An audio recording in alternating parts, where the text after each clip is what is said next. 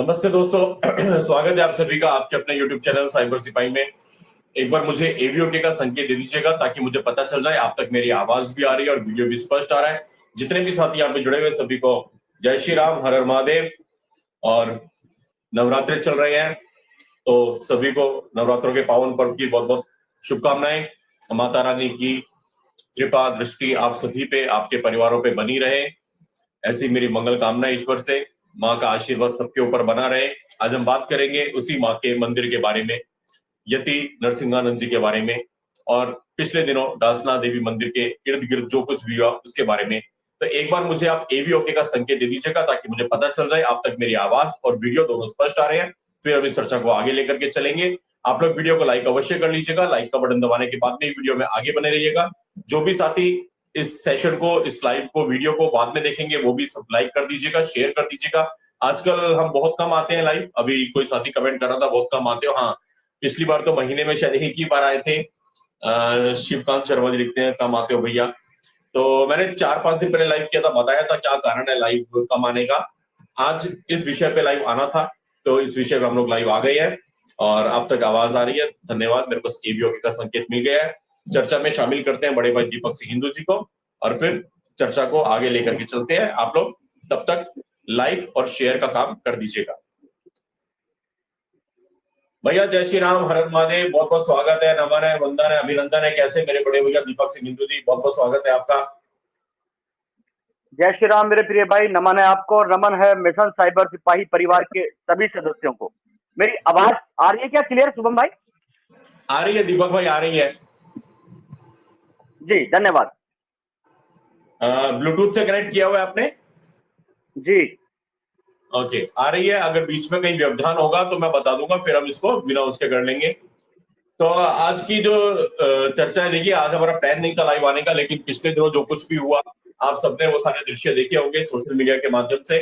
वो क्लिप्स यहाँ पे चलाना उचित नहीं है, इसलिए उन क्लिप्स को मैं प्ले नहीं करूंगा।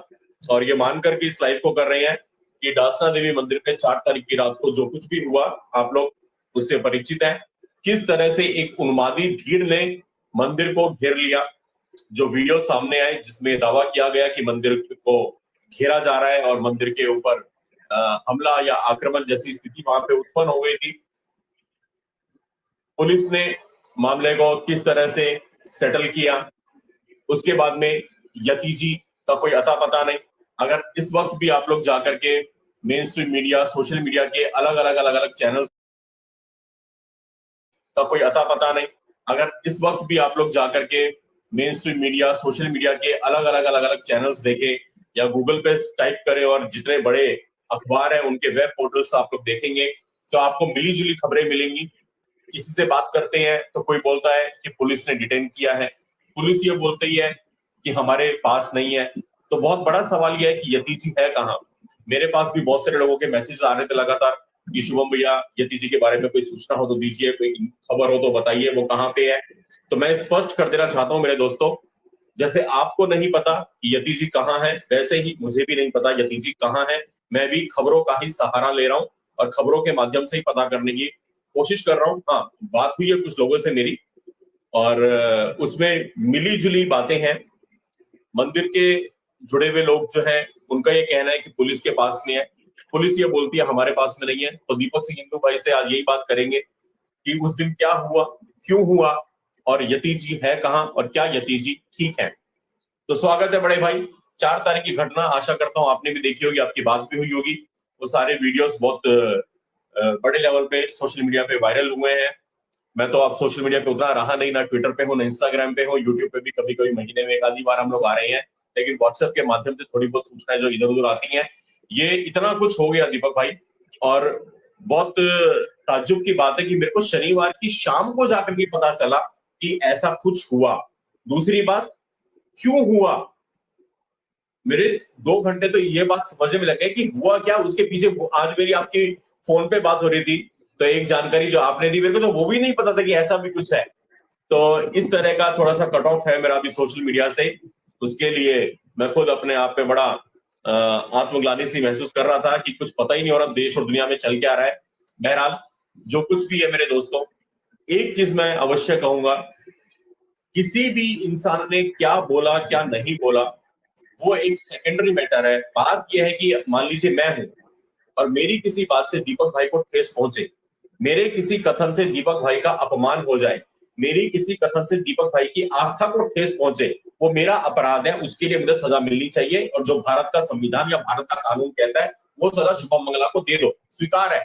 लेकिन मेरे किसी कथन से दीपक भाई को ठेस पहुंची और दीपक भाई हजारों की संख्या में उन्मादी भीड़ इकट्ठी करके ये बोल दे कि शुभम मंगला को मार दो, शुभम मंगला गला काट दो, शुभम मंगला को खत्म कर दो, इसकी जान ले लो, तो फिर दीपक जी के ऊपर भी भारत के संविधान के तहत जो सजा बनती है वो उनको मिलनी चाहिए। ये मेरा स्पष्ट रूप से मानना है। हाँ, अगर मेरी कोई बात बुरी लगी, जो कानून कहता है सजा दे दो, लेकिन मेरी गलती से बड़ी गलती दीपक भाई की होगी ना। अगर वो मेरा गला काटने के लिए 1000 लोग को इकट्ठा कर देंगे और कह देंगे मार दो इसको, उसकी सजा क्या? इस विषय पे आज हम बात करेंगे। दीपक भाई, स्वागत है आपका। कैसे देखते हैं 4 तारीख की घटना को? अगर न्यूमरोलॉजी या फिर एस्ट्रोलॉजी आपको इंटरेस्टिंग लगता है और इसमें आप ऑथेंटिक और डीप नॉलेज गेन करना चाहते हैं और स्वागत है आपका। कैसे देखते हैं 4 तारीख की घटना को? धन्यवाद शुभम भाई। जब हम देखते हैं 4 तारीख की घटना को। धन्यवाद शुभम भाई। जब हम कभी बीमार होते हैं और किसी डॉक्टर के पास जाते हैं तो पहले डॉक्टर हमारी नब्ज देखता है, फिर हमसे बातचीत करता है और वो जानने की कोशिश करता है कि इस बीमारी का कारण क्या है, ये बीमारी हुई क्यों। हमने कहीं उल्ट सुल्ट तो नहीं खा लिया, कुछ ऐसे माहौल में तो नहीं चलेगा जहाँ माहौल चेंज हुआ हो जिसकी वजह से हमें ये बीमारी हो गई हो। तो शुभम भाई, यदि हम यति जी के बयान की बात करें या कोई और जो ऐसे लोग हैं जो इस प्रकार के बयान दे रहे हैं, तो उनकी पीड़ा को समझने की कोशिश नहीं करनी चाहिए? क्या हमें यह नहीं देखना चाहिए वो लोग क्यों ऐसे बयान दे रहे हैं? शुभम भाई, जो भी इस देश से प्यार करता है, सनातन धर्म से, सनातन संस्कृति से प्यार करता है, जब वो देखता है बांग्लादेश के अंदर मजहबी नारे लगाकर हिंदुओं का कत्लेआम करा जा रहा है, बहन बेटियों के साथ दुराचार करा जा रहा है, वही बंगाल में हो रहा है, वही केरल में हो रहा है, वही भारत के दूसरे हिस्सों में हो रहा है, तो इस देश को, इस धर्म को जो बहुत ही ज्यादा अपना मानता है, निश्चित रूप से उसको पीड़ा होगी, उसको तकलीफ होगी। और जब आदमी को पीड़ा होती है, तकलीफ होती है, तो कहीं ना कहीं मानसिक रूप से भी वो परेशान हो जाता है। और जब अपनी परेशानी शुभम भाई वो कहीं व्यक्त नहीं कर पाता तो शब्दों से उसको पीड़ा निकल कर आती है, वो दर्द, वो तकलीफ निकल कर आती है। क्या किसी ने ये सोचने की कोशिश करी यति जी ने क्यों बोला? क्या सारी दुनिया में त्राहिमाम नहीं हो रहा है? क्या सारी दुनिया में नहीं बोल रही है जो ये बोल रहे हैं? क्या इससे पहले ऐसा किसी ने नहीं बोला? आज ये सब बातें जो उठ रही है, जो हो रही है, इसका मूल कारण क्या है? क्या आज हमें इस पर चर्चा नहीं करनी चाहिए? और जो लोग संविधान का झुंझुना बजाकर सड़कों पर उतर जाते हैं, आज वो संविधान कहां चला गया? किसी ने कुछ बोल दिया, आप उठाकर मंदिर पर हमला कर देंगे, मंदिर के चारों तरफ भीड़ भाग करके वहां पर मजहबी नारे लगाएंगे, पुलिस पर पथराव करेंगे, पूरे देश भर में उधम मचाएंगे, तो ये संविधान कहां रह गया? कानून व्यवस्था कहां रह गई? यही कहीं दूसरा समाज कभी ऐसा करता है क्या? कहीं वो भी ऐसा करने लगे तो फिर इस देश के अंदर कानून व्यवस्था कहां रह जाएगी? जब हजारों की उन्मादी भीड़ वहां सड़कों पर उतरी थी, कहीं इसका प्रतिकार करते हुए दूसरी तरफ से हजारों की भीड़ उतर गई होती तो क्या होता? क्या ये नहीं सोचना चाहिए उन्मादी लोगों को? या इन लोगों ने ये योजना बना ली है इस देश के अंदर गृह युद्ध करा देना, इस देश को बर्बाद कर देना है? बयानबाजी जो हो रही है। पर अभी भी शुभम भाई ने कहा ये ठीक है, यदि आपको लगता है कहीं कुछ गलत हुआ है तो इस देश के अंदर कानून है, न्याय व्यवस्था है, आप जाइए, अपनी शिकायत दर्ज करिए और जो कानून व्यवस्था के अंतर्गत जो भी धाराएं होंगी, जो भी सजा होगी वो मिलेगी। होता आया है।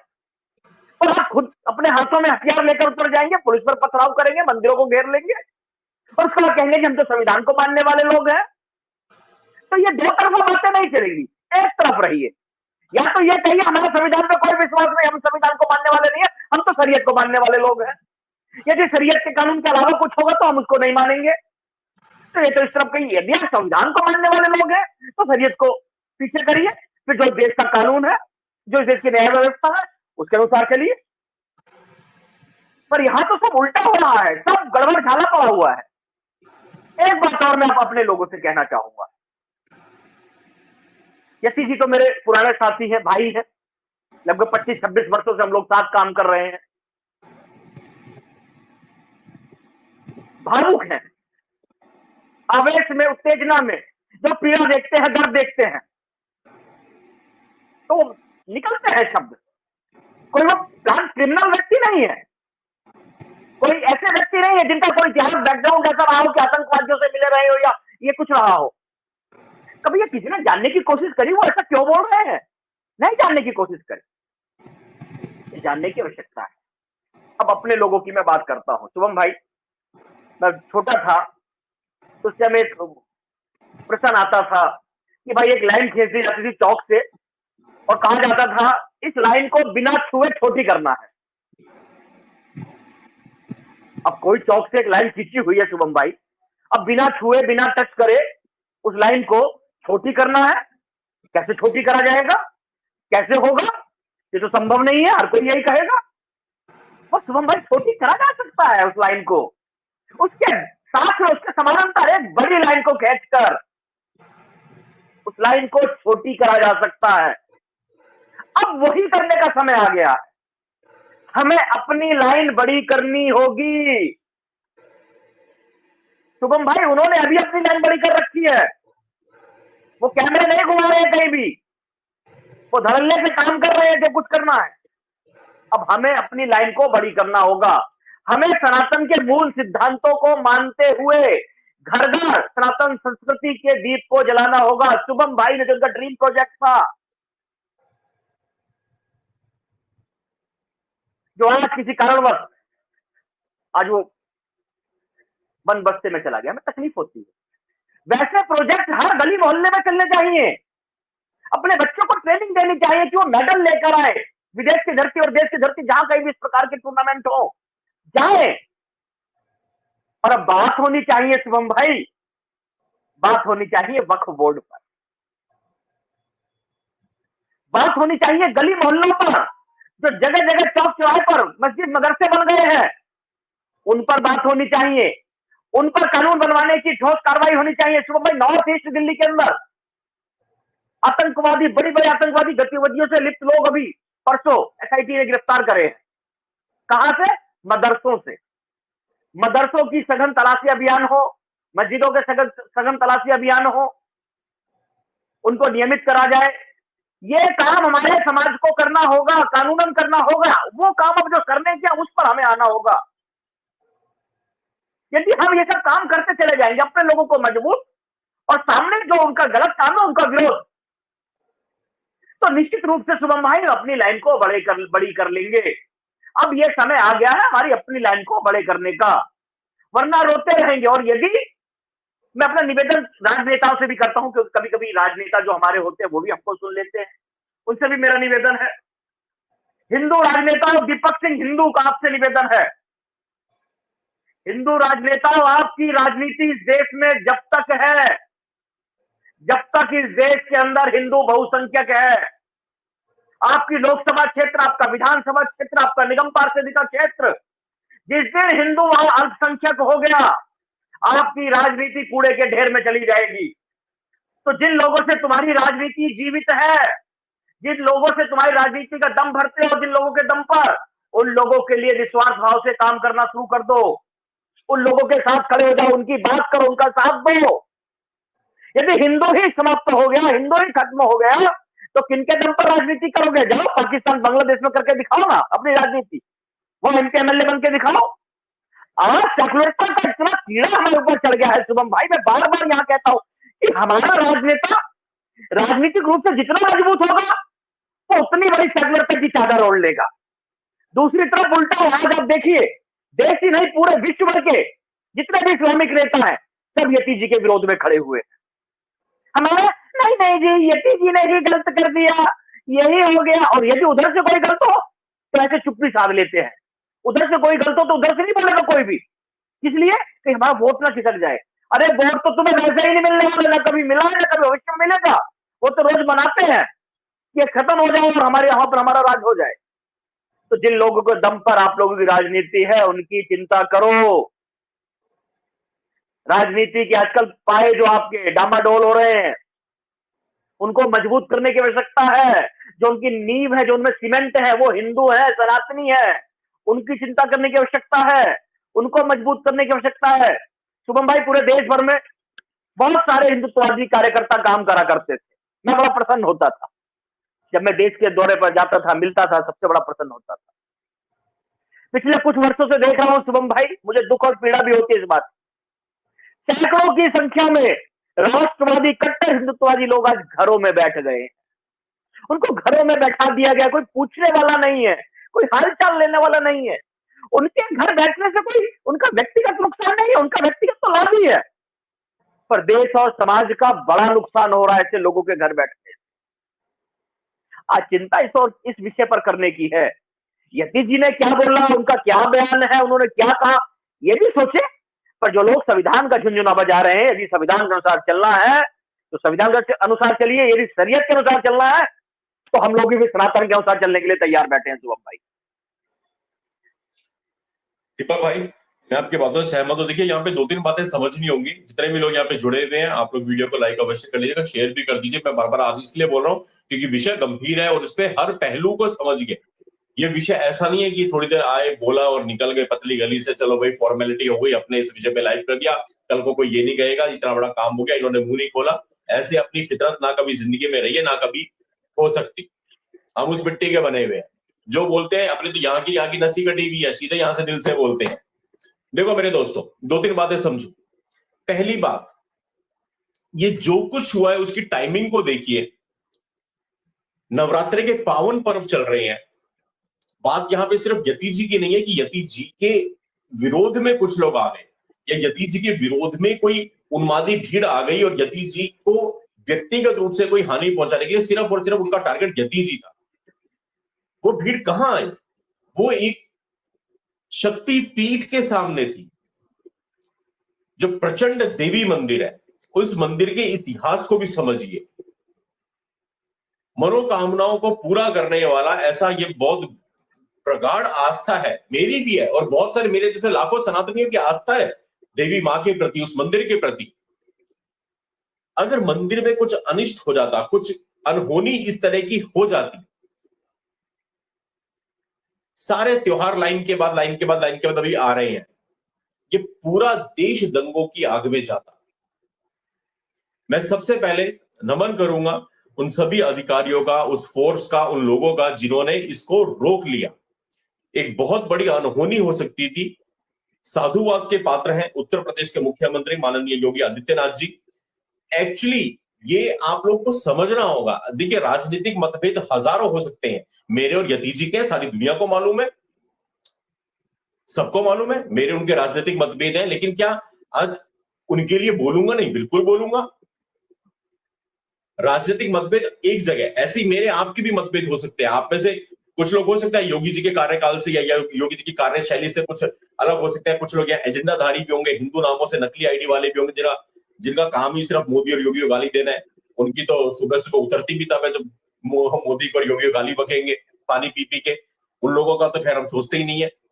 लेकिन फैक्ट ये है कि योगी जी ने जिस तरह से एक्शन लिया है वो एक्शन काबिले तारीफ है।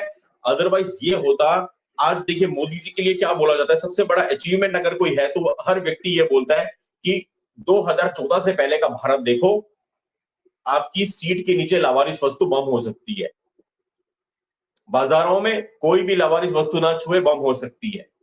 एक के बाद है, और सिर्फ घोषणाएं नहीं, एक के बाद एक सिलसिलेवार बम धमाके इसी देश में हुए हैं। आप लोग भूल गए होंगे, हम नहीं भूलते हैं। तारीखों के साथ में, साल के साथ में बता दूंगा, समय के साथ बता दूंगा कहां कहां पे कितने कितने हुए थे और कितने कितने बजे की ईमेल जाती थी। बकायदा ईमेल कर करके धमाके हुए इसी देश में हुए हैं। चैलेंज करते थे आतंकवादी। पहले न्यूज चैनल्स को 5:45 में ईमेल और 5:46 में पहला धमाका, ये इस देश में हुआ है। वो वक्त याद कीजिए। आज मोदी जी के अचीवमेंट ये कि देश में बम धमाके नहीं हुए। और मैं बहुत लंबे समय से बोल रहा हूं, आज से नहीं बोल रहा हूं, मेरे पुराने सारे वीडियोस निकाल लीजिए। मैंने कहा था कि मोदी जी को गिराने के लिए सबसे बड़ा हथियार यह है, देश में अस्थिरता फैलाओ, देश में अशांति फैलाओ, देश में बम धमाके करवाओ, और फिर जो ये अचीवमेंट है इसको कहेंगे लो जी मोदी जी के काल में भी तो हो रहा है। तो सोचो कितनी पुख्ता हमारी इंटेलिजेंस एजेंसीज इस वक्त पे काम कर रही है। ये इंटेलिजेंस एजेंसी आज से तो नहीं है, 2014 के बाद से तो नहीं है, पहले से ही बनी हुई है। आईबी है, रो है, एमआई है, अंदर की एलआईयू है, सारा सिस्टम पहले से था। लेकिन आज उनकी कार्यशैली एकदम से कैसे चेंज हो गई, कैसे धमाका होने से पहले लोगों को पकड़ा जाता है, धमाका होने से पहले लोगों को उठाया जाता है। कुछ तो बदला होगा सिस्टम के अंदर में। सिमिलरली योगी जी की अचीवमेंट क्या है? योगी जी की अचीवमेंट एक ये रही कि उत्तर प्रदेश जैसा राज्य है जो भारत में सबसे पहले दंगों की आग में जाता था। पूरी दुनिया में कहीं भी कोई भी कांड हो, उत्तर प्रदेश में आग सबसे पहले लगती थी। आप लोग देख लीजिए, इतिहास उठा करके घटनाएं निकाल लो। मैं बैठा हूं रात भर आपके सामने, ले आओ आप कमेंट्स के माध्यम से, मैं भी सामने आता हूं, आप भी गूगल खोल लो, मेरे को जरूरत नहीं गूगल खोलने की। तो योगी जी की अचीवमेंट क्या? उत्तर प्रदेश में शांति व्यवस्था बनाए रखना।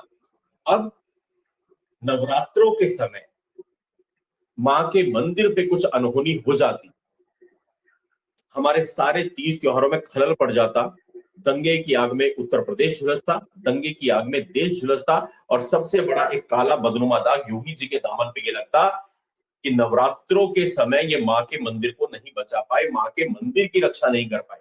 दूसरा दामन पे दाग क्या लगता कि नवरात्रों के समय एक मंदिर के महंत को नहीं बचा पाए। आप लोग समझ नहीं पा रहे कितनी बड़ी चीज 4 तारीख को होते होते बची है। इसके लिए मैं योगी जी को साधुवाद देता हूं, और लाखों लाखों कोटि भर भर के साधुवाद देता हूं। उन्होंने काम किया है। तीसरी बात, जो लोग ये कहते हैं गुस्ताखे नबी की एक ही सजा, तन तन से जुदा, तन तन से जुदा, मेरा उनसे एक विनम्र निवेदन करूंगा आज मैं उनसे। अगर से कोई भूला भटका कोई यहाँ पे हो जो ये कहते हैं बात बात पे छाती पीट के टन टन से जुदा के नारे लगाते हैं, गुस्ताखे नबी की सजा की बात करते हैं, आपको नबी से इतना प्यार है, इतना प्यार है, बहुत अच्छी बात है, चलिए आप करते हैं, आपका आपकी मान्यता आप कीजिए, हमें कोई दिक्कत नहीं है, कोई आपत्ति नहीं है। लेकिन मेरा एक मासूम सा सवाल ये है, जैश ए मोहम्मद जिसने बनाई, जिसने नाम रखा आतंकवादी संगठन का जैश ए मोहम्मद, क्या आपने कभी उसके लिए बोला गुस्ताखे नबी की एक ही सजा, टन टन से जुदा? क्या वो नबी की शान में गुस्ताखी नहीं थी? मोहम्मद के नाम पे आतंकवादी संगठन बना दो, मोहम्मद के नाम पे कत्लो गारत पूरी दुनिया में कर दो, क्या तब नबी की शान में गुस्ताखी नहीं होती? क्या? मेरा एक छोटा सा सवाल है, अगर कोई नबी का मानने वाला, नबी को प्यार करने वाला कोई मोमिन यहाँ पे है, तो मैंने बहुत प्यार से, बहुत अदब से बात की है, आप मेरे को उतने ही प्यार से, उतनी अदब से इसका जवाब दे दोगे, मैं आपका एहसानमंद रहूंगा। अगर कोई यहाँ पे है तो मेरे को इसका जवाब जरूर दीजिए। आप कहते हैं ना गुस्ताखे नबी की एक ही सजा, तो क्या मोहम्मद के नाम पे आतंकवादी तंजीम खड़ा करना वो गुस्ताखी नहीं थी? और गुस्ताखी नहीं थी तो क्या यही माना जाए कि क्या नबी का पैटर्न फिर वही है? ये दूसरा सवाल आएगा, काउंटर क्वेश्चन आएगा इसमें। भाई ये तो विचार, ये चर्चा तो हो सकती है। अब इसमें ये थोड़ी कहो कि भाई इसका भी तन सर से जुदा कर दो, मैंने तो कुछ नहीं बोला, मैंने सीधा एक सवाल किया।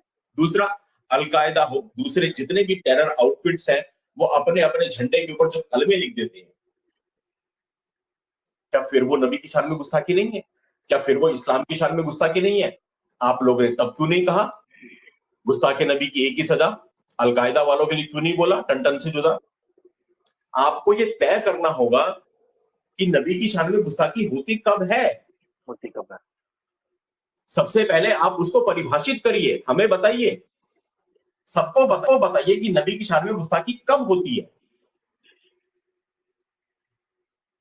इस दुनिया के अंदर में बाकायदा ऐसे ऐसे इंसिडेंट्स हुए हैं, और ये जो कुछ मैं बोल रहा हूं प्रमाणित तथ्य मेरे पास में, आप सब पढ़े लिखे लोग हैं, कोई गलती से मोमिन यहां पे हो तो आप खुद जाके गूगल कर लो। लोगों से कुरान की आयतें सुन सुन के तय किया गया कि किसको मारना है, किसको छोड़ना है। जिसने बोल दी उसको छोड़ दिया, जो नहीं बोला ठां करके मार दिया। और ये अभी की बातें बता रहा हूं मैं, कोई बहुत पुरानी 50 साल पहले की बातें नहीं बता रहा, पिछले 10-15 साल की बातें बता रहा हूं। मुझे फिर वही सवाल याद आता है, गुस्ताखे नबी की एक ही सजा, क्या फिर ये नबी की शान में गुस्ताखी नहीं थी? इनका जवाब किससे लें, इसका जवाब कौन दे? यहां तो चर्चा ही नहीं होती, चर्चा होने ही नहीं देते। मैं फिर से कहता हूं, यदि ने जो कुछ भी बोला मैं उसमें जाना ही नहीं चाहता कि सही है या गलत है, मेरे को नहीं मालूम। यदि ने जो बोला उनके ऊपर FIR हुई है, कानून अपना काम करेगा, कानून तय करेगा, सही बोला गलत बोला क्या है, कोर्ट में बात होगी और कानून के हिसाब से जो बनेगा सजा होगी नहीं होगी, वो एक चैप्टर अलग है। चर्चा हो ना भाई, उस इंसान से पूछो कि भाई तुमने ऐसा क्यों बोला, तुम्हें ऐसा बोलने की जरूरत क्यों ही, तुमने गुस्ताखी क्यों करी, अगर गुस्ताखी है तो क्यों करी। लेकिन ये तरीका बिल्कुल गलत है कि आप आकर के सीधे सड़कों पे उतर जाए, हथियार लेकर के उतर जाए, आप जाके एक मंदिर के ऊपर हमला कर दें। मंदिर पे हमला तो नहीं हो सकता हमारे देश में।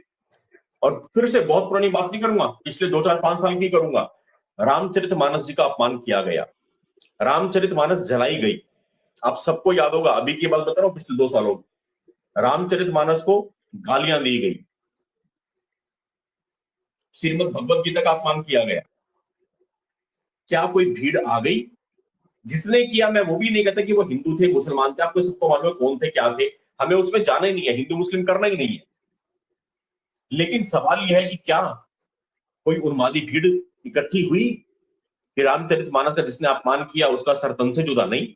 ये दीपक सिंह हिंदू बैठे 26 फरवरी 2023, लास्ट ईयर किया था हमने, 23 में किया था 26 फरवरी को, 26 फरवरी 2023 को सर्व जाति सहभोज किया हमने जवाब दिया।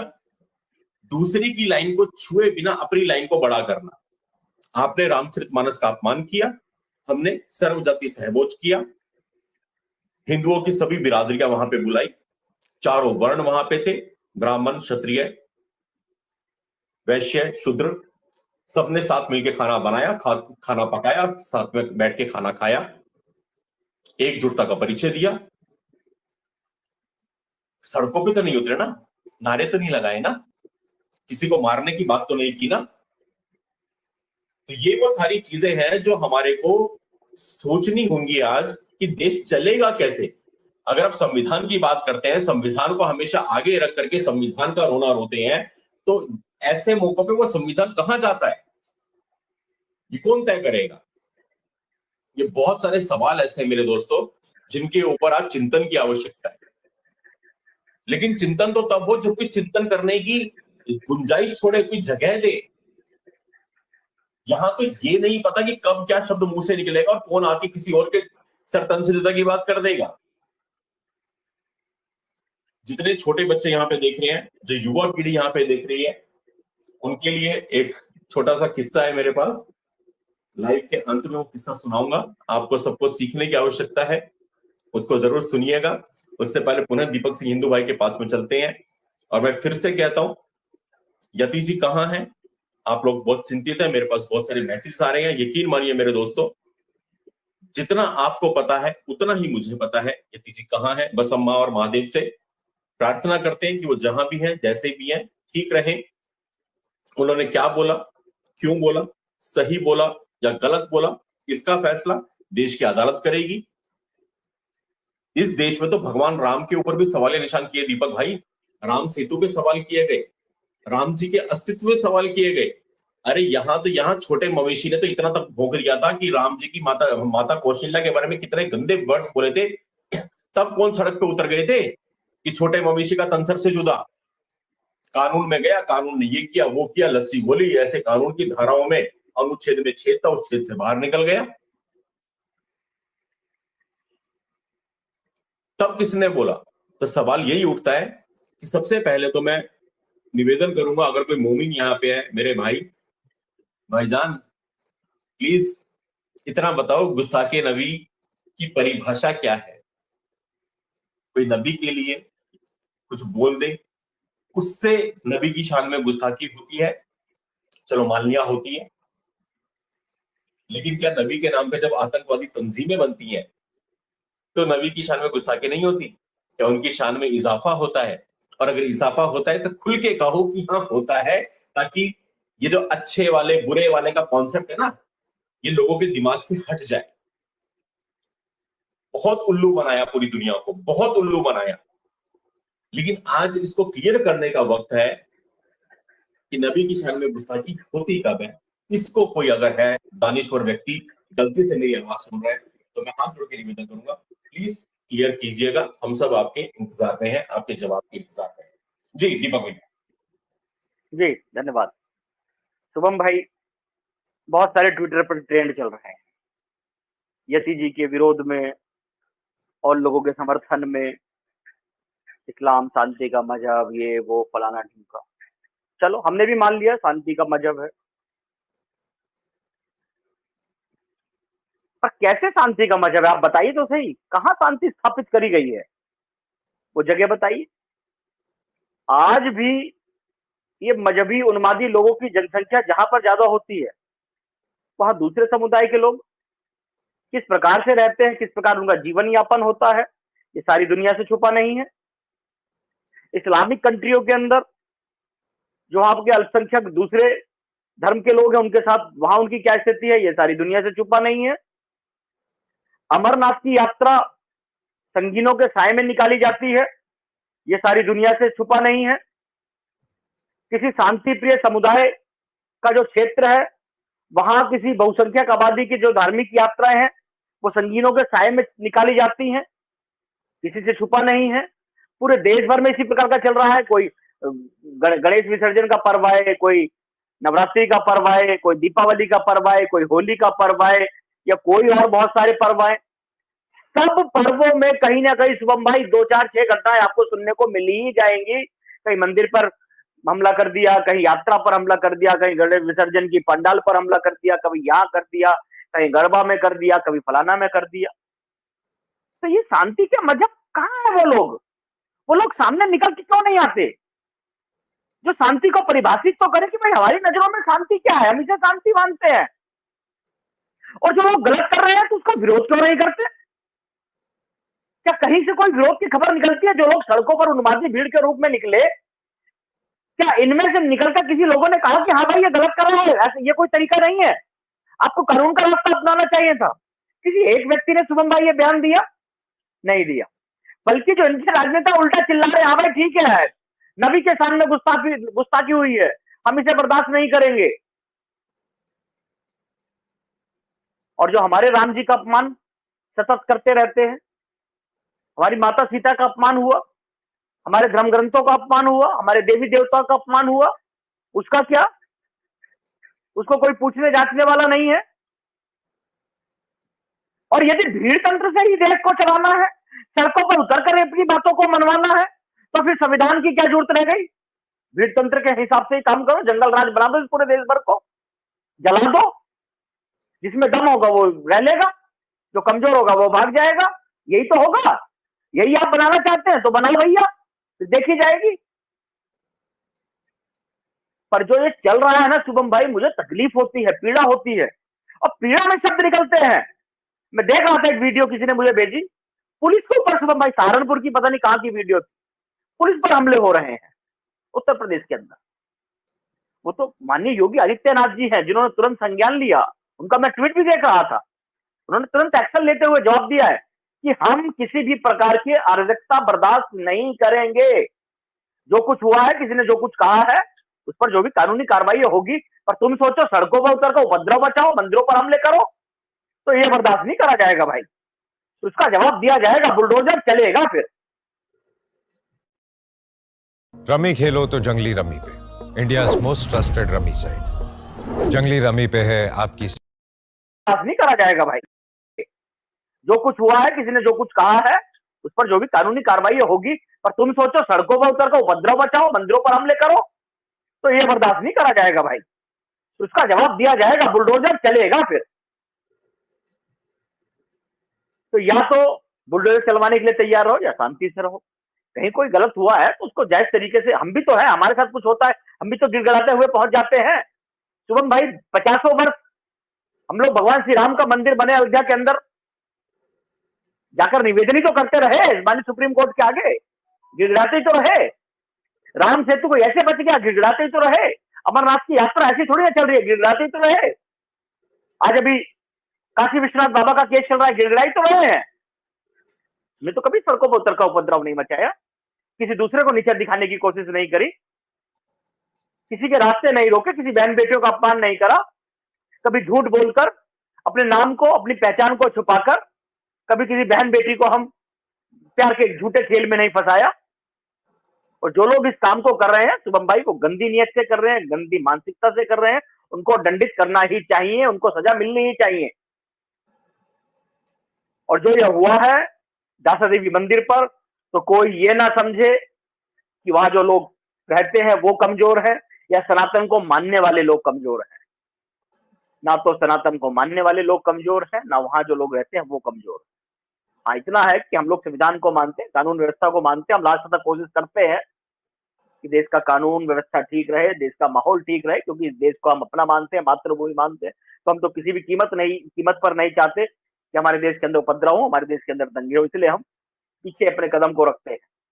पर इतिहास जानता है, जब समय पड़ा है तो हमने धर्म का साथ दिया और धर्म के लिए हम लड़े भी। जी शुभम भाई। धर्म के लिए लड़े हैं, धर्म के लिए बलिदान दिया, और इतने इतने लाखों लाखों लाखों लाखों बलिदानों के बाद में हमने केसरी रंग सजाया है। ये बोल यूं ही नहीं निकले किसी कवि की कलम से। तब जाके हमने कहीं सर पे ये केसरी रंग सजाया। तो मेरे दोस्तों, बात इतनी सी है कि जो कुछ भी हुआ वो शोभनीय नहीं था, वो सभ्य समाज में उसकी कहीं कोई जगह नहीं है। मैं फिर से कहता हूं, यति जी ने जो कुछ भी बोला उस पे डिबेट हो सकती है, वो सही है कि गलत है ये चर्चा हो सकती है। वो गलत है, जिसको भी गलत लगता है वो लोग, उसके लिए संविधान है, देश की कानून व्यवस्था है, केस करें, केस हुआ भी है। फिर से बोलता हूं, मान लीजिए मैं कुछ कहता हूं, मेरे किसी कथन से दीपक भाई को ठेस पहुंची, मेरी किसी बात से दीपक भाई की आस्था को ठेस पहुंची, मेरे किसी कथन से दीपक भाई का अपमान हुआ, मेरे कुछ कहने से दीपक भाई के किसी ऐसी चीज का अपमान उनको लगा कि जो नहीं होना चाहिए था, मैं गुनहगार हूं, मुझे सजा मिलनी चाहिए। जो सजा देश के कानून में हो, मैं वो पाने का बिल्कुल, मेरे को मिलनी ही चाहिए वो सजा। लेकिन मेरे उस कथन के बाद में दीपक भाई 1000 लोग इकट्ठे कर दे और ये कहते शुभम मंगला की गर्दन उतार दो, इसको जान से मार दो, तो फिर दीपक सिंह हिंदू को भी वही सजा मिलनी चाहिए जो देश का संविधान इस गुनाह के लिए बोलता है, किसी की हत्या की साजिश के लिए बोलता है, वो सजा इनको मिलनी चाहिए। इतना सिंपल है ये, इसमें कहीं कोई ज्यादा चर्चा की गुंजाइश भी नहीं बचती है। और आज उदिता त्यागी जी ने, जो भाजपा की नेत्री हैं, मंदिर प्रशासन से भी शायद जुड़ी हुई है, यति बाबा के काफी घनिष्ठ साथियों में से है, मंदिर की टीम में भी उनका एक अच्छा खासा रोल है। उन्होंने, जो मेरी जानकारी मिली है, जुबैर के खिलाफ एफआईआर करवा दी है। जुबैर जिसका नाम सामने आता है, हमेशा जो भी ऐसी वारदात होती है इस देश में, जितने भी टन से जुदा के नारे लगते हैं, और ना सिर्फ नारे लगते हैं, जितने भी सर तन से जुदा हुए हैं, कहीं ना कहीं बैकग्राउंड में जुबैर की उसमें संलिप्तता हमेशा सामने आई है। जब भी कोई टारगेट किलिंग का केस सामने आता है तो जुबैर उसके पीछे कहीं ना कहीं हमेशा पाया जाता है। आज अब जाकर के उसके ऊपर एफआईआर हुई है, उदिता जी ने यह एफआईआर करवाई है और ये कहा है कि यति जी को मरवाने की साजिश थी। ये भी कहा कि वहां जो भीड़ थी उसमें स्थानीय लोग कम थे और बाहरी लोग ज्यादा थे, ऐसा भी उस एफआईआर में शायद कहा गया है। अभी मेरे पास उस एफआईआर की कॉपी नहीं है, तो उसमें इसलिए मैं शायद वर्ड बोल रहा हूं कि जो रिपोर्ट्स मीडिया की तरफ से मेरे पास में आई है, मैं उसके आधार पे बोल रहा हूं। अभी मैंने ऑफ इंडिया को पढ़ा था थोड़ी देर पहले, लाइव से पहले, तो ऑफ इंडिया के हवाले से, क्योंकि अभी प्राप्त सुविधा नहीं है स्ट्रीम यार्ड, क्योंकि परचेस्ड वर्जन नहीं है हमारा, तो फ्री वाला चल रहा है, मेरे पास सुविधा नहीं है फ्लैश करने की, तो वो रिपोर्ट में पढ़ के ही बोल रहा हूँ। उसके मुताबिक यह है कि उसमें ये भी कहा गया कि स्थानीय भीड़ कम थी, बाहरी लोग ज्यादा थे। तो ये बहुत ज्यादा चिंता का विषय है कि बाहरी लोग कहां से आ गए। रात के समय देखिए कि रात की किस समय वो अटैक हुआ, रात के किस समय वो भीड़ इकट्ठा हुई है। इतनी बड़ी संख्या में बाहरी लोगों का इकट्ठा होना, ये भी अपने आप में एक बहुत बड़ी चुनौती है। शासन प्रशासन इसकी जांच करे, जो दोषी लोग हैं उनको पूरी सजा मिले।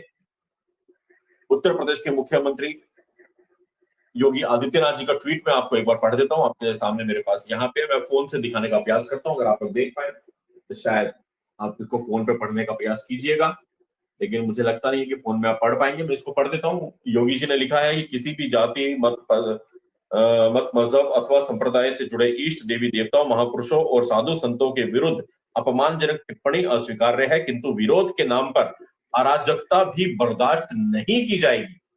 कोई भी व्यक्ति अगर आस्था के साथ खिलवाड़ करेगा तो उसे कानून के दायरे में लाकर कठोरता पूर्वक सजा दिलवाई जाएगी। प्रदेश में सभी की सुरक्षा हमारी शीर्ष प्राथमिकता है। उत्तर प्रदेश सरकार पर्व एवं त्योहारों को सौहार्दपूर्ण तरीके से संपन्न कराने हेतु प्रतिबद्ध है। मैं फिर से कह रहा हूं, उस दिन जो कुछ भी हुआ बहुत बड़ी अनहोनी हो सकती थी, कुछ भी हो सकता था, दोनों तरफ से कुछ भी हो सकता था। ये तो मां और महादेव की कृपा रही, उस मंदिर की शक्ति है कि मंदिर की ईंट भी नहीं हिली। अगर मंदिर पे कहीं हमला होता, जिस तरह की उन्मादी भीड़ इस तरह का रूप धारण कर लेती है, मंदिर की प्रतिमाओं को अगर छेड़छाड़ की जाती, तोड़ा जाता या कुछ भी किया जाता नवरात्रों के पावन पर्व में, यही होता पूरी दुनिया में, जिसको आज हम योगी जी की अचीवमेंट कहते हैं कि उत्तर प्रदेश में शांति व्यवस्था बना दी। उनके कॉलर पे एक काला बदनुमा दाग लगता कि योगी जी खुद एक संत महंत होते हुए देवी के मंदिर की रक्षा नहीं कर पाए, एक मंदिर के महंत को नहीं बचा पाए। सोच के देखिए कितनी टेंशन उस रात योगी जी को रही होगी। हलवा नहीं है मेरे दोस्तों, बहुत सारी बातें कैमरे पे बोलने की नहीं होती है। आप लोग सोचना, अगर सोचो तो एंगल निकालो। जब ये सब कुछ हुआ होगा, जब ये सारा ट्विटर पे, क्योंकि मैं ट्विटर पे नहीं हूँ, इंस्टाग्राम पे नहीं हूँ, मुझे नहीं मालूम, लेकिन इतनी चीजें मैं आपको अपनी अनुमान से और अपने कार्यशैली जो मैं कार्य करता हूँ उसके अनुमान पे बता सकता हूँ कि जब ये सब कुछ हो रहा होगा तो पहले से ही आभास हो रहा होगा कि क्या हो सकता है। लोकल इंटेलिजेंस से भी इनपुट कहीं ना कहीं सीएमओ या वहां पहुंच रहे होंगे, कुछ बड़ा हो सकता है और बहुत बड़ा होने से पहले रोक लिया गया। ये अचीवमेंट है, इसको स्वीकार करना पड़ेगा। चाहे यहाँ पे कुछ भड़वे लोग आए हो योगी के विरोध में, जो सारे दिन हकते मूदते हैं, मोदी के विरोध में हकते मूदते हैं, जो योगी और मोदी को गाली देके अपने आप को ज्यादा बड़ा हिंदू समझते हैं। मैं देख रहा था कमेंट में कुछ किराए के टट्टू भड़वे यहाँ पे आए हुए थे। आज मैं ये भाषा इसलिए बोल रहा हूं, उन भड़वों को समझना पड़ेगा कि उत्तर प्रदेश के अलावा भारत देश का कोई दूसरा राज्य होता, अपनी एक माँ के एक बाप की औलाद हो तो मेरे से बहस कर लो। योगी और मोदी को गाली देने वालों, एक बाप की औलाद हो तो मेरे को जवाब दो। अगर पश्चिमी बंगाल में यह स्टेटमेंट दी होती तो तुम्हारा बाप बचाता यतीजी को। अगर पश्चिम बंगाल में स्टेटमेंट होती तो तुम्हारा बाप बचाता मंदिर को। बहुत आसान है योगी को गाली देना, मोदी को गाली देना, लेकिन एक बाप की औलाद हो तो मुझे इसका जवाब देना कि यही मामला पश्चिम बंगाल में होता, तुम्हारा बाप बचाता क्या मंदिर को, तुम्हारा बाप बचाता यतीजी को। बहुत आसान है यहाँ पे छदम भेष में आकर के बकवास करना, एजेंडा लेकर के आना, मामले की ग्रेविटी सीरियसनेस को नहीं समझ रहे हो। संकट में यतीजी है, यतीजी के प्राण है, तुम्हारे बाप का कुछ नहीं जाएगा। तुम्हारा एजेंडा है सारे दिन मोदी को गाली दो, योगी को गाली दो। अरे एक संत मुश्किल में है, एक महंत मुश्किल में है, मंदिर बच गया, त्योहार बच गए। योगी जी ने किस तरह हैंडल किया, कभी सोच के देखो। सत्ता चलाना कोई बच्चों का खेल नहीं है। उड़ीसा में होता बचा लेते दीपक भाई, तो कुछ भड़वे यहाँ पे भौंक रहे थे अभी, हैं? इनसे पूछो पश्चिम बंगाल में होता तो क्या सीन होता अभी। पश्चिम बंगाल, केरल, कौन? हाँ केरल में होता, मिलते भी नहीं, निपट गए थे अब तक तो। कोई नहीं पूछता भाई, और वो हुआ है इतिहास। अभी कुछ महीनों पुरानी घटना है, देखा आप सब लोगों ने क्या क्या हुआ। कोई सब कुछ, वहां गवर्नर रोड रहा है भाई बंगाल के अंदर। हाँ हाँ, तो आम आदमी की क्या औकात है, वहां तो कुछ भी हो जाता है। तो समझना पड़ेगा, ये तो थोड़ा हमारे को दिमाग को खोल के रखना पड़ेगा। ऐसा नहीं आवेश में अपने पेट को फाड़ ले हम लोग, ये भी काम नहीं करना है। वो बहुत आसान है बोलना यार, बहुत आसान है। और जो बोल रहा है वो बोल रहे हैं। बहुत सारे राजनीतिक पेच होते हैं, राजनीति में कभी 2 + 2 4 नहीं होते मेरे दोस्तों। राजनीति में कभी 2 + 2 4 नहीं होता है। राजनीति में 2 + 2 हमेशा अलग होता है। अगर कोई योगी मोदी के विरोध में बोलता है कोई, मतलब कोई बड़ी आवाज, तो वो अपने, उनकी कैलकुलेशन होती है, उनके अपने तरीके होते हैं, उनकी अपनी कुछ योजनाएं होती हैं। लेकिन आज जो समस्या है, आज जो स्थिति है, उस स्थिति में बिना सोचे समझे ये बोलना, हाय हाय किया ही क्या, अरे स्थिति को बचा लिया, ये बहुत बड़ी बात है। तुम्हारे घरों पे आ जाती, सोच के देखो, तुम्हारे घरों के बाहर 1000 2000 की भीड़ आ जाए ना, तो वहीं मूद दोगे। बोलना बहुत आसान है, शासन को संभालना उतनी ही टेढ़ी चीज है। इसलिए मैं फिर से कहता हूं कि जो कुछ भी हुआ है वो नहीं होना चाहिए था, लेकिन ये बात भी सच है कि जो नहीं हुआ, जो होने से बच गया, वो बहुत बड़ी चीज है जो बच गई है। वरना दृश्य इस समय देश में कुछ और ही होता, माहौल इस समय देश में कुछ और ही होता, वो भी दशहरे से जस्ट पहले, दिवाली से जस्ट पहले। तैयारी कीजिए आने वाले कल की, तैयारी कीजिए ये सोच करके कि भगवान ना करे कभी ऐसी स्थिति सामने हुई तो हम क्या करेंगे। उसकी तैयारी कीजिए, अपना समय उसमें लगाइए। सरकार आज किसी की है, हो सकता है कल को नहीं होगी। सरकार आज किसी राज्य में किसी की है, हो सकता है कल को नहीं होगी। सरकार आज किसी की किसी देश में है, हो सकता है कल को नहीं होगी। सरकारों के बूते आपने बीवी बच्चे नहीं पाले, सरकारों के बूते आपने अपने बच्चे पैदा नहीं किए, सरकारों के बूते आपने अपने परिवार को नहीं चलाया। आपको अपना परिवार खुद ही चलाना होगा। आपको अपने पत्नी, अपने बच्चे, अपने माता पिता, भाई बहन, अपने पूरे परिवार की रक्षा स्वयं करनी होगी। अपना अपना सोच के रखिए। सरकारें देश में तब भी थी जब कश्मीर से लाखों हिंदुओं को मार मार के काट काट के भगा दिया। सरकारें देश में तब भी थी, राज्यों में तब भी थी जब बंगाल हुआ। सरकारें तब भी थी जब केरल हुआ। पुलिस भी थी, सेना भी थी, सब कुछ था, फिर भी हुआ ना। बंगाल हुआ ना, केरल हुआ ना, मेवात हो गया ना, कश्मीर हो गया ना, जगह जगह रामनवमी की शोभा यात्राओं पे पत्थर उछल गए ना। सरकारों को दोष देने से अच्छा है अपने लिए इंतजाम कर लीजिए। मेरे को तो वो कौन सी फिल्म थी दीपक भाई, उसका सीन याद में आता है। और हमारे तो बड़े बुजुर्ग कभी जब बातें होती थी मेरी बाबा जी से अपने, जिन्होंने ये सब देखा था बंटवारे का समय, वो बताया करते थे, भगवान उनकी आत्मा को शांति दे। तो बाबा जी इस दुनिया में नहीं है, स्वर्ग सिधार गए, लेकिन जब मेरी बातें हुआ करती थी वो बताते थे कि किस तरह से, उन्होंने फिल्मों में भी देखा है कि जब कुछ नहीं मिलता था तो दादाओं ने अपने अपने हाथ से अपनी बच्चियों को जहर की पुड़ियां दी कि बेटी जहर खा के मर जा। मेरी आंखों के सामने मैं तेरा ये सब नहीं देख सकता। ये किसी फिल्म में भी दृश्य था, शायद गदर में या किसमें था, शुरुआती समय में ट्रेन में वो होता है।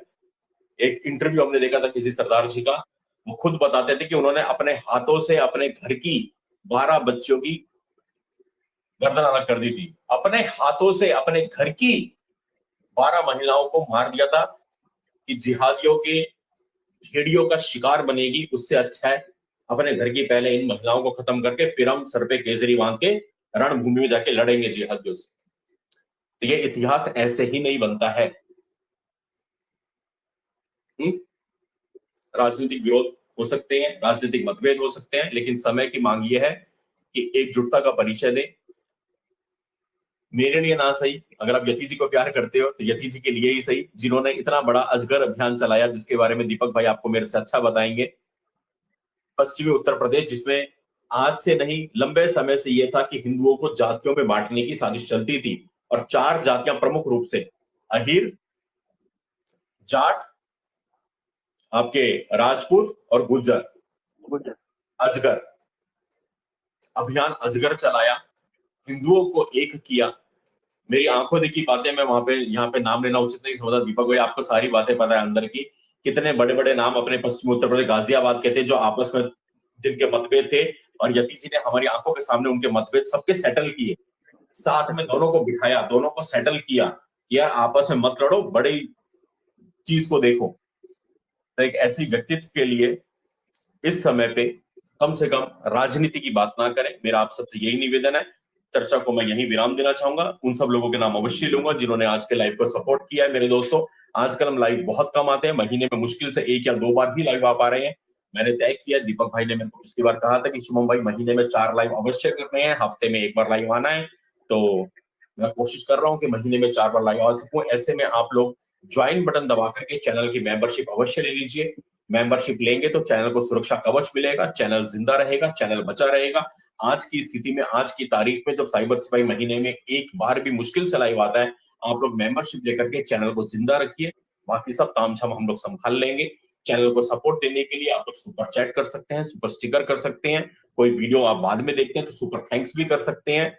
और लेकिन मेंबरशिप मेन है, ज्वाइन बटन दबा के उसको अवश्य ले लीजिएगा। बाकी सीधे सहयोग करने के स्क्रीन पे हमारे नंबर चल रहे हैं, आप अपना सहयोग यहाँ पर भी दे सकते हैं। चर्चा को विराम देने से पहले दीपक भाई से निवेदन करूंगा, अपनी ओजस्वी वाणी से और अपने संदेश के साथ में इस चर्चा को विराम दीजिएगा, और फिर मैं उन सबके कमेंट्स देता हूं जिन्होंने सुपर चैट के माध्यम से अपने कमेंट्स दिए। जी दीपक भैया। जी, बस शुभम भाई, मैं तो इतना ही कहूंगा, जो बात मैंने शुरू में कही थी कि अपनी लाइन को बड़ी करने की आवश्यकता है, और जो शुभम भाई ने अभी मुझसे पहले दोहरा रहे थे कि घर हमारा है, बाल बच्चे हमारे हैं, सरकारों के भरोसे नहीं, अपने परिवारों की जिम्मेवारी हमारी अपनी है, तो उनकी चिंता हमें स्वयं करनी होगी, और पहले भी करिए। ऐसा नहीं जब इस देश में सरकारें नहीं थी तो हम लोगों ने परिवारों की चिंता नहीं करते थे ना। उसी प्रकार पे परिवारों की चिंता करनी है, अपने आप को मजबूत बनाना है, अपने बच्चों को, आने वाली पीढ़ियों को धर्म से जोड़कर रखना है, आगे भविष्य के लिए उनको तैयार करना है, और अपनी लाइन को बड़ी करना है। जिस दिन हम लोग अपनी लाइन को बड़े करके ले गए, सारी समस्याएं स्वतः दूर हो जाएंगी। रोना रोना नहीं है, तैयारियां शुरू कर देनी है, तैयारियां रखो, आके बाकी जो माँ और महादेव की इच्छा। शुभम भाई, जय शुभम भाई, धन्यवाद। सही कहा दीपक भैया। प्रियंका शर्मा जी लिखती हैं, हमारे मंदिरों की संपदा और सारा संत समाज कुंभ के समय दिखने वाला कब काम आएंगे धर्म के लिए, न धर्म योद्धाओं के लिए कोई व्यवस्था खड़ी कर रही है। आपकी पीड़ा से मैं पूरी तरह सहमत हूँ, और ये बातें मैं लंबे समय से कर रहा हूँ। मैं क्या जवाब दूं मेरी बहन इसका। भगवान सबका भला करे, जो जैसा कर रहा है करता रहे, क्या बोले। योगेंद्र वर्मा जी बहुत बहुत धन्यवाद आपके सपोर्ट के लिए। शिव जी ने मेंबरशिप ली है 15 महीने की, मेरा बहुत बहुत नमन आपको। लिखते हैं दोनों बड़े भाइयों को शत नमन। जय श्री राम। आपको भी जय श्री राम मेरे भाई, और नमन आपको भी। जिले सिंह जी सुपर स्टिकर से आपने सपोर्ट किया, बहुत बहुत धन्यवाद। बड़े भाई कमलेश राजपुरोहित जी लिखते हैं, भैया यति जी के सर्वधर्म सम्मेलन का क्या होगा? ये तो यति जी ही बताएंगे, तो जस्ट वेट कि अभी वो क्या कहते हैं इसके बारे में, क्या होता है, भविष्य के गर्त में क्या लिखा है, ये तो माँ और महादेव जाने। आज जो हो रहा है उसमें हम लोग एकजुट रहे, ये सबसे बड़ी बात है कमलेश भाई। नरेंद्र स्वामी जी सुपर स्टिकर से सहयोग करने के लिए आपका भी बहुत बहुत धन्यवाद। तो मेरे दोस्तों, आज के लिए इतना पर्याप्त है। आप लोग अपना ख्याल रखिए, बहुत अच्छे से रहिए। काल नहीं बन के रावण जैसे आया था ना, है? साधु वेश धारण करके, ऐसे बहुत सारे लोग आएंगे, छदम आईडीज से आएंगे, नकली आईडीज से आएंगे, आपको दिग्भ्रमित करेंगे, इधर उधर की बातें करेंगे, सोशल मीडिया पे तरह तरह की अफवाहें फैलाई जाएंगी। मैं शुरू से कहता आया हूं, मोदी जी को हटाने के लिए एकमात्र तरीका यह है, देश में अस्थिरता करेंगे, बम धमाके करेंगे, और योगी जी को हटाने के लिए एकमात्र तरीका यह है कि उत्तर प्रदेश में अव्यवस्था फैलाओ, उत्तर प्रदेश में दंगे कराने की स्थिति उत्पन्न करो, कोई ना कोई अनहोनी अप्रिय घटना हो जाए। आने वाला समय राजनीतिक परिदृश्य में बहुत ही डावाडोल वाला समय है। मोदी जी का कल का स्टेटमेंट सुन के देख लीजिएगा, कल के स्टेटमेंट को याद कीजिएगा। उन्होंने हाल ही में जो स्पीच दी थी उसमें भी एक इशारा दिया था कि उनका वोट बैंक अडिग रहता है, स्थिर रहता है, उनका वोट बैंक एक जगह पे रहता है, लेकिन कहीं दूसरी जगह तो वोट बैंक बन ही नहीं पाया। बहुत आसान है हिंदुओं को तो तोड़ना, कभी भाषा के नाम पे तोड़ दो, कभी जाति के नाम पे तोड़ दो, कभी किसी संत के नाम पे तोड़ दो, कभी किसी और के नाम पे तोड़ दो, कभी किसी इष्ट देव के नाम पे तोड़ दो, कभी किसी बात पे तोड़ दो, कभी किसी बात पे तोड़ दो। हिंदुओं को तोड़ना सबसे आसान है, और जैसे हिंदू टूटता है, हिंदू बढ़ता है, तो हिंदू कटता है। ये होता आया है, यही होता रहेगा। इस चीज को आप लोग समझिएगा। किसी भी तरह की अफवाहों में मत पड़िए, अपने दिमाग का इस्तेमाल कीजिए, और पुष्ट खबरें जो हो, प्रमाणिक खबरें जो हो, उन्हीं खबरों के ऊपर चलिएगा। व्हाट्सएप पे ऐसे मैसेज बहुत आते हैं, मेरे पास भी दिन भर में आते हैं, ऐसा ऐसा हो गया तुरंत यहाँ पे पहुंचो, ऐसा ऐसा हो गया तुरंत यहाँ पे पहुंचो। अरे भाई कहाँ पे पहुंचे, क्या हो गया, पहले पता तो हो। बुला कौन रहा है उसका ही नहीं पता। अननोन नंबरों से दुनिया भर के मैसेज मेरे पास में आ रहे हैं पिछले 2-3 दिनों से। इन सब चीजों को समझिए। जब भी कोई ऐसी बड़ी चीज होती है तो कहते हैं कि पहले ठंडा पानी पियो, बैठ के सांस लो, समझो, अपने आप को शांत करो, शांत दिमाग से सोचो, हर चीज सारे एंगल सोचो, और तब फैसला करो कि आपको क्या करना है। कहीं आप किसी ट्रैप में तो नहीं फंसने वाले। ट्रैप में फंसाने के लिए भी ऐसी चीजें होती हैं। तो मैं फिर से निवेदन करूंगा, किसी भी तरह की अफवाहों में बिल्कुल मत आइएगा। जो त्योहार चल रहे हैं उनको बहुत अच्छे से मनाइएगा। आप सभी के परिवारों पे माता रानी की कृपा दृष्टि सदा बनी रहे, माँ और महादेव का आशीर्वाद सदा बना रहे। आप सब यशस्वी रहें, आपके परिवारजन सब यशस्वी रहे, आपके और हमारे बच्चे, आने वाली नस्लें सुरक्षित रहें। उनको धर्म की शिक्षा दीजिए, उनको धर्म के लिए लड़ने वाले लोगों के बारे में बताइए, उनको धर्म के लिए बलिदान देने वाले लोगों के बारे में बताइए, उनको अपना गौरवशाली इतिहास बताइए। टिकटॉक, इंस्टा और यूट्यूब के रील्स दिखाने से अच्छा है उनको अपने महापुरुषों के बारे में बताइए, उनमें पौरुष जागृत कीजिए, शत्रु बोध का एहसास करवाइए। जो सबसे बड़ी चीज है जो हमारे में नहीं है, शत्रु बोध का एहसास करवाइए। तुच्छ राजनीति से ऊपर उठिए। राजनीति 5 साल में एक बार आपको मिलती है, ईवीएम पे जाके बटन दबाना होता है, वो आपकी सूझबूझ है। वक्त और हालात देखे किसके लिए बटन दबाना है, किसके लिए नहीं। लेकिन बच्चे को, परिवार को 5 साल में एक बार बटन नहीं दबाना होता। उनको क्या सौंप के जाएंगे ये आपको तय करना है। उनमें पौरुष जागृत कीजिए, करने का यही काम है। आज के लिए इतना काफी है। मानस डे जी, आपने मेंबरशिप लिया है, बहुत बहुत आभार आपका। मेंबरशिप लेके चैनल को बचाने के लिए आपने चैनल को सुरक्षा कवच प्रदान किया है। जुगल गुप्ता जी, शुभम जी, दीपक जी, शत नमन मेरे भाई, आपको भी बहुत बहुत नमन है। जय काटल मार्शल, आपने भी मेंबरशिप लिया, बहुत अच्छा लग रहा है। आप सबकी मेंबरशिप इसका मतलब एक्सपायर हो गई थी और आप सब रिन्यू करवाना भूल गए थे। अगर आज मैं नहीं बोलता तो मेंबरशिप आपकी रिन्यू नहीं होती। चलिए, इसका मतलब मुझे बार बार आपको याद दिलाना पड़ेगा। तो मेरे दोस्तों, मैं याद दिलाता रहूंगा। पुरुषोत्तम शर्मा जी, आपने मेंबरशिप लिया, बहुत बहुत धन्यवाद आपका भी। और केवल राम पटेल जी ने भी मेंबरशिप ली है, आपका भी बहुत बहुत धन्यवाद। आप सभी चैनल को रक्षा कवच दे रहे हैं, आप सबको प्रणाम करता हूं। और फिर किसी दिन किसी और विषय पे लाइव आएंगे। तब तक आप सभी अपना बहुत अच्छे से ख्याल रखिए। सभी को जय जय श्री राम, हर हर महादेव, हर हर महादेव, हर हर महादेव। कोशिश करेंगे हर हर महादेव। दशहरे से पहले आए, और किसी कारण दशहरे से पहले नहीं आते तो मेरी ओर से, दीपक भाई की ओर से आपको दशहरे के पावन पर्व की भी बहुत बहुत शुभकामनाएं। बुराई पर अच्छाई की जीत, अधर्म पर धर्म की जीत सदा ही रही है, सदा ही रहेगी। जय हो हमारे सत्य सनातन धर्म की। जय। जय श्री राम। जय श्री राम।